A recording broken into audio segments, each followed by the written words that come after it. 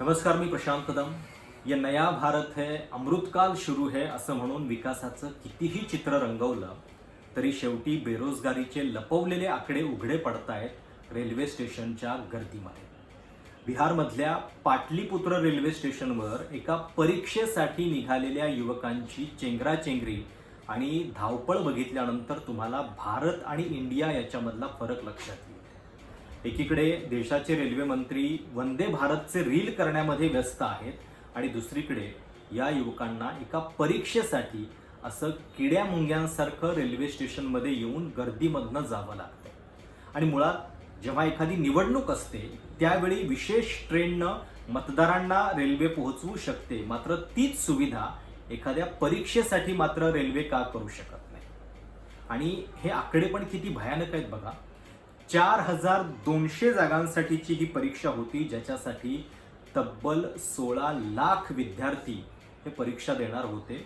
आणि ज्यावेळी रेल्वे स्टेशनवरती ते पोहोचले तेव्हा साहजिक आहे त्यांची स्पर्धा जी आहे ती परीक्षा हॉलमध्ये सुरू होत नाहीये, तर ती रेल्वे स्टेशनवरती सुरू होतीये. म्हणजे तुमच्या उमेदीचे दिवस आठवून बघा. एखादा विद्यार्थी, एखादा तरुण ज्यावेळी नोकरीचं स्वप्न बघत असतो आणि त्याच्यासाठी परीक्षेची तयारी करत असतो, तेव्हा तो एका परीक्षेनं आपल्या सगळ्या कुटुंबाचं स्वप्न जे आहे ते पूर्ण करणार असतो. त्याच्यासाठी दिवस रात्र मेहनत त्याची सुरू असते.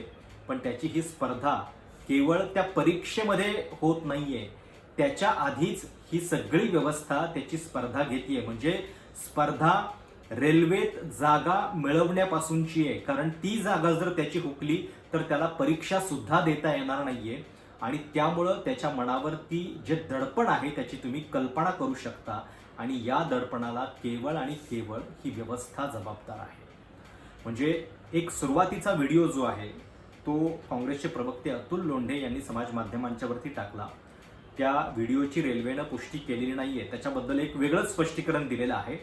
पण अतुल लोंढेंच्या व्हिडिओमध्ये त्यांनी असं म्हटलं की 2 भारत बन रहा है, एक वंदे भारत वाला, दूसरा सांस न ले पाने के कारण घुटन से मरने वाला, बाकी पॉझिटिव्ह बातें करते रहिए. म्हणजे अशा पद्धतीनं तुम्ही एखादी समस्या दाखवली तर तुम्ही नकारात्मक आहात, अशा पद्धतीची टीका भाजपच्या समर्थकांकडनं होत असते. आणि आता सुद्धा रेल्वेचं जे स्पष्टीकरण आहे ते काय आणि किती मजेदार आहे बघा.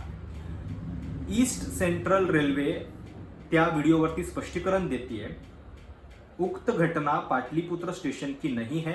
यह भी स्पष्टतया बताना है कि किसी भी व्यक्ति की मृत्यु से संबंधित कोई भी सूचना किसी भी स्रोत से नहीं है.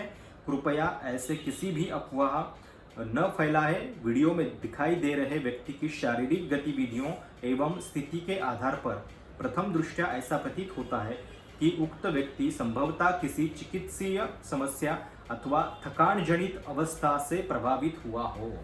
म्हणजे हा व्हिडिओ आमच्या हद्दीतला नाहीये एवढंच रेल्वे सांगते. हा व्हिडिओ कुठला आहे हे शोधणं रेल्वेसाठी अवघड आहे का? किमान जो तरुण इतक्या म्हणजे वाईट अवस्थेमध्ये रेल्वेनं प्रवास करतोय त्याला काहीतरी मदतीची गरज आहे हे स्पष्ट दिसतंय.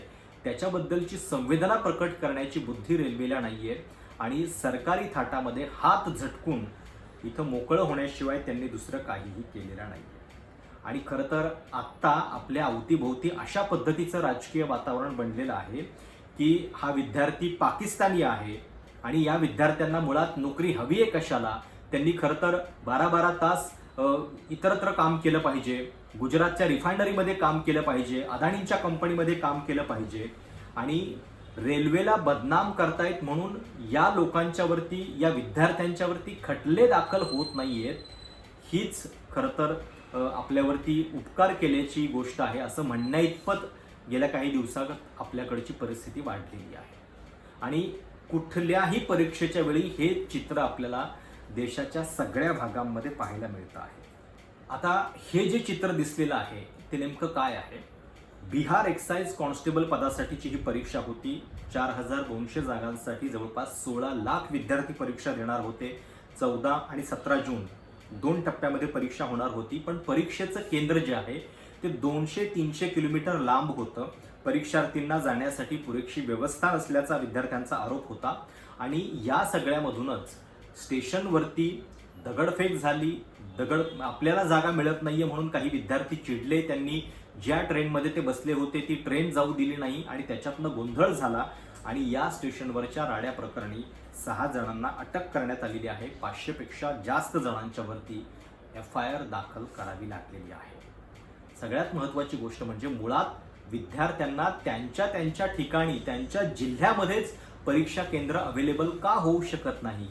त्यांना एका साध्या परीक्षेसाठी 200-300 किलोमीटर प्रवास का करावा लागतोय? आणि मग आपण कुठला भारत बदललेला आहे? हा कुठला नवीन भारत आहे की ज्याच्यामध्ये विद्यार्थ्यांना एका साध्या परीक्षेसाठी इतकी पायपीट करावी लागते? आणि केवळ रेल्वे नाही, तिथं जाऊन त्यांना त्यांच्या निवासाची व्यवस्था बघावी लागते, त्यांना त्यांच्या खाण्याची अवस्था बघावी लागते. आणि हे सगळे बेरोजगार तरुण असतात. त्यांच्यासाठीचा हा खर्च जो आहे तो या उमेदीच्या दिवसांमध्ये खूप असतो. एवढा सुद्धा विचार या सरकारला नाही. आणि बिहारमध्ये ट्रिपल इंजिनचं सरकार आहे, केंद्रामध्ये भाजप, बिहारमध्ये आता मुख्यमंत्री पण भाजपचा आहे. त्यामुळं राज्य सरकारवरती दोष देण्याइतपत सुद्धा आता परिस्थिती उरलेली नाहीये. आणि मुळात इतक्या सगळ्या निवडणुका जिंकून इतकी सगळी सत्ता मिळवून मग आपण काय बदललं? आपण आपल्या तरुणांचा नेमका काय विचार या सगळ्या बदललेल्या परिस्थितीत केला? हा सुद्धा फार महत्त्वाचा प्रश्न. ज्यावेळी आपल्या देशातल्या तरुणाला एका परीक्षेसाठी इतक्या मोठ्या दिव्यातनं जावं लागतंय त्यावेळी पंतप्रधान नरेंद्र मोदींचं काय चाललंय? सर्वाधिक काळ पंतप्रधान आपण राहिलो याचं सेलिब्रेशन चालू आहे. खरं तर या 12 वर्षामध्ये विकास कोणाचा झाला असेल तर तो त्यांच्या उद्योगपती मित्रांचा झालेला आहे आणि तरुणांच्या वरती मात्र ही अवस्था आलेली आहे. बिहारमधले खासदार पप्पू यादव यांनी या सगळ्या प्रकारावरती काय म्हटलंय? ट्रेन में जनता का पैसा लगा है, उन्हीं की ट्रेन है, हमें तोड़फोड़ से बचना चाहिए, लेकिन लोगों के भीतर इतना आक्रोश बढ़ता जा रहा है कि वे अपना गुस्सा कहीं भी निकाल देते हैं. देश में बच्चे, युवा, महिलाएं, किसान बेटी, गरीब आदमी, आम आदमी और मध्यम वर्ग सुरक्षित नहीं है. 4000 जागांसाठी जिथं 16 लाख विद्यार्थी परीक्षा देत आहेत तिथं काय अवस्था होऊ शकते याचा विचार केलेला बरा. आणि सरकार अशा पद्धतीची काही बेरोजगारीची आकडेवारी जेव्हा तुम्ही देता तेव्हा त्याला झटकायला नेहमी तयार असतं. पण शेवटी रेल्वे स्टेशनवरती अशा पद्धतीचं चित्र दिसल्यानंतर सरकारचा हा जो बनाव आहे तो मात्र उघड झाल्याशिवाय राहत नाही.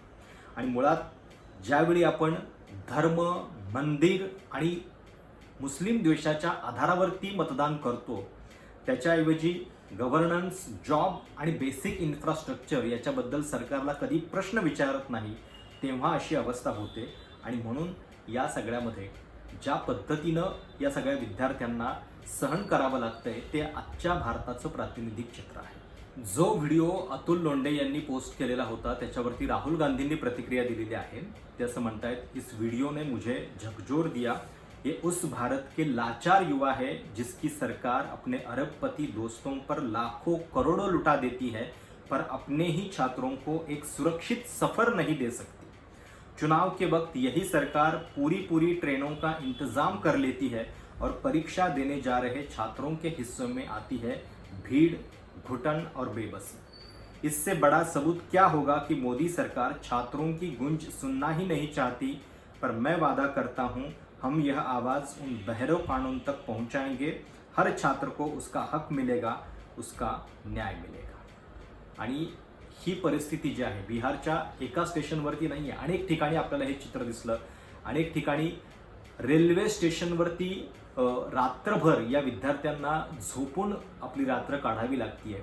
आणि एका परीक्षेसाठी म्हणजे जी परीक्षा आहे ती सुद्धा एक्साइज कॉन्स्टेबल पदासाठी ज्याच्यासाठी त्यांना 25-30 हजार रुपये पगार मिळणार आहे. आणि ते स्वप्न पूर्ण करण्यासाठीची त्यांची परीक्षा ही परीक्षा हॉलमध्ये नव्हे तर त्याच्या आधी रेल्वेची जागा मिळण्यापासून घेतली जाते आणि ती सुद्धा इतक्या जीवघेण्या पद्धतीने. हे खऱ्या अर्थानं आजच्या भारताचं चित्र आहे जे तुम्हाला सरकारी जाहिरातीमधून तुमच्यापर्यंत पोहोचू दिलं जात नाही. हे सगळे व्हिडिओ बघितल्यानंतर तुम्हाला या सगळ्याबद्दल नेमकं काय वाटतं? तुमची प्रतिक्रिया आवर्जून कळवा. चॅनल सबस्क्राईब करायला विसरू नका.